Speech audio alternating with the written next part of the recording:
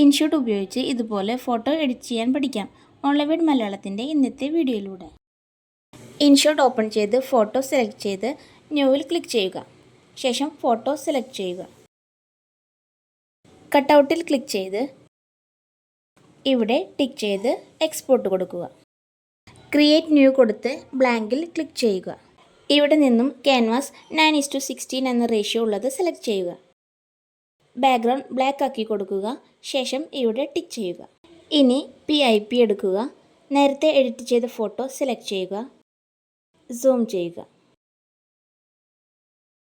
താഴെ നിന്നും അഡ്ജസ്റ്റ് എന്ന ഓപ്ഷൻ എടുത്ത് സാച്ചുറേഷൻ കുറച്ച് വയ്ക്കുക. ഇതൊരു 10 ആക്കി വെച്ച് ടിക്ക് ചെയ്യുക. ഇനി മാസ്ക് എടുക്കുക. ആദ്യത്തേത് സെലക്ട് ചെയ്യുക. ആദ്യം ഈ ലൈനിൽ പിടിച്ച് താഴേക്ക് കുറച്ച് ഡ്രാഗ് ചെയ്യുക.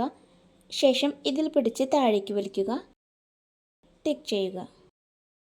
ഇനി ബ്ലെൻഡ് എടുക്കുക. ഇവിടെ കുറച്ച് കൊടുത്ത് ഒരു 60 സെറ്റ് ചെയ്യാം. ശേഷം ടിക്ക് ചെയ്യുക. ഇനി PIP എടുത്ത് നേരത്തെ എഡിറ്റ് ചെയ്ത് വെച്ച ഫോട്ടോ തന്നെ സെലക്ട് ചെയ്യുക.